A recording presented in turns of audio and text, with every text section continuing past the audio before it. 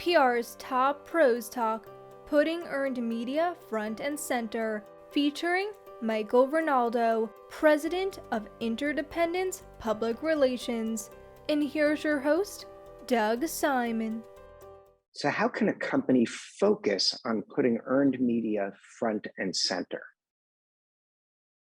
Well, I think it starts with where you put your priority. And we believe that earned media is still the foundation of all the work we do in this business. And it goes back to that old saying that what gets measured gets done. So from our perspective, it's about having KPIs, both for campaigns as well as for individuals. People have to know exactly what's expected in terms of what we're trying to accomplish from an earned media perspective.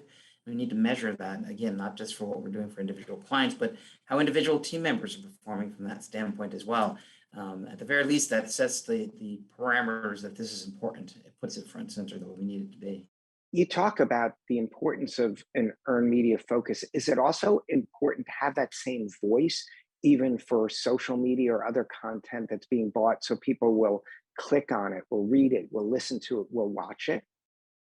Well, that's actually what I mean when I talk about it being the foundation. I think it really still sets the agenda. Earned media really is what sets things in motion in the right direction. Influencers are important.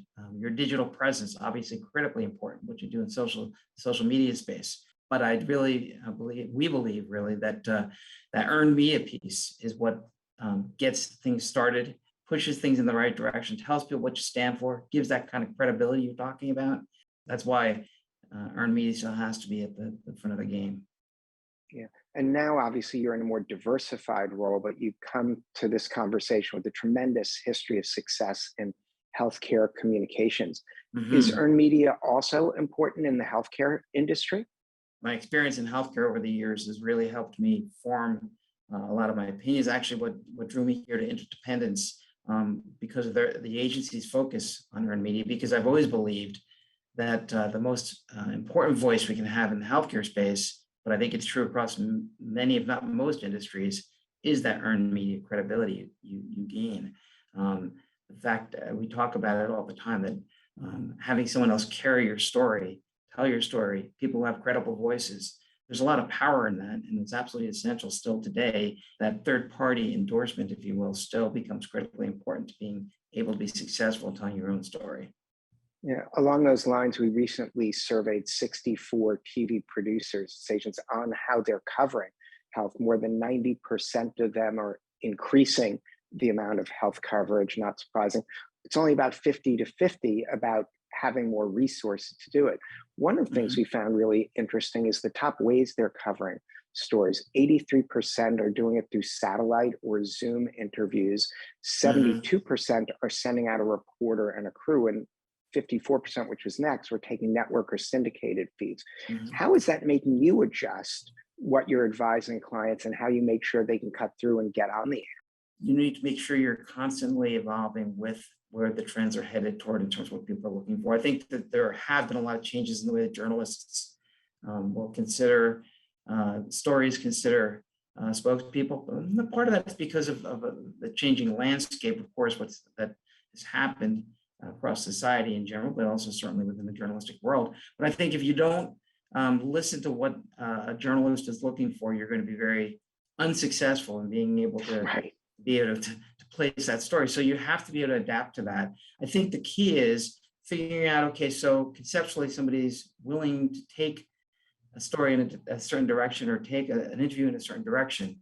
But some of the same basic tenets still apply: the need for credibility, the need for knowledge, the need for relevance. We call ourselves interdependence, and there's a reason for that. We believe it's an interdependent relationship between the interviewer, or the journalist, if you will, and the spokesperson.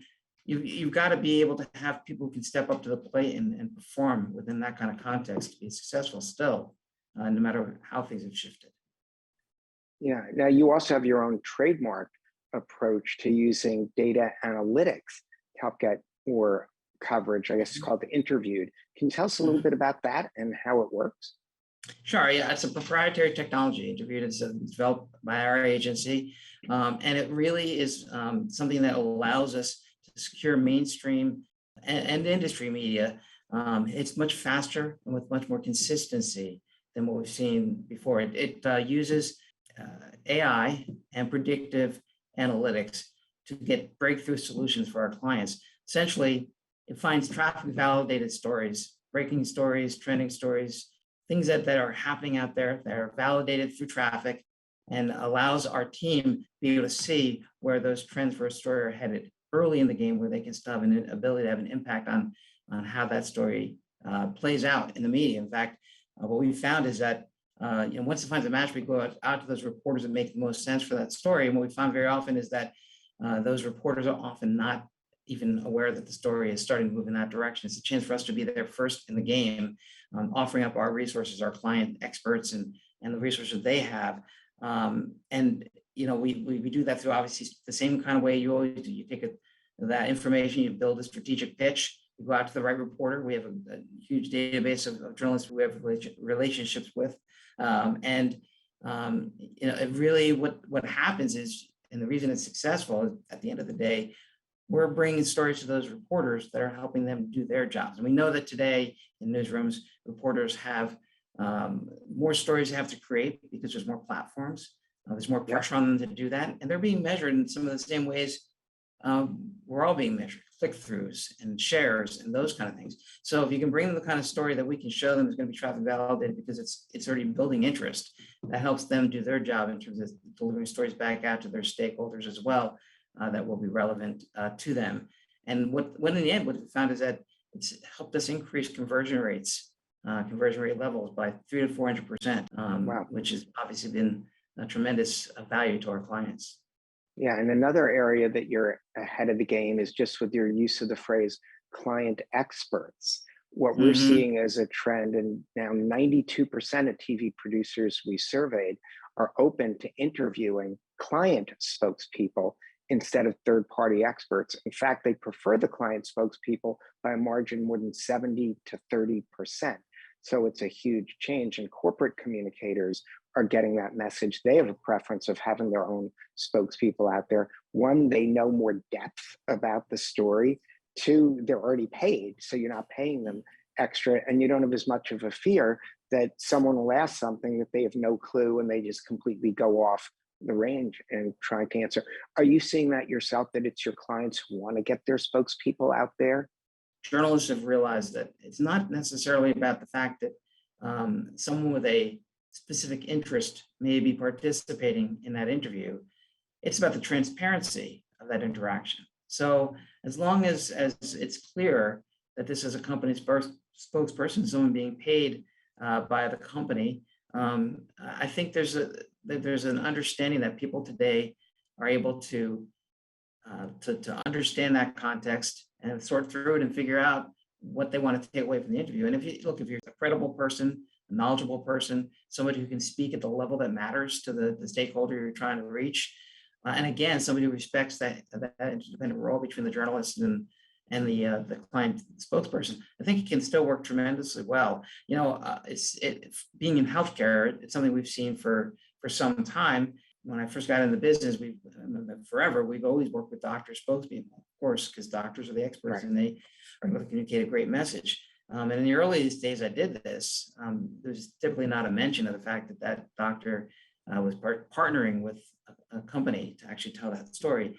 Well, that changed a couple of decades ago, and we've always been in the position of being very transparent about the fact that a doctor is partnering with a company to tell it. So it's just an evolution, frankly, from my perspective. It's an evolution I've seen now that has broken through into the boardroom, and I think it makes a lot of sense.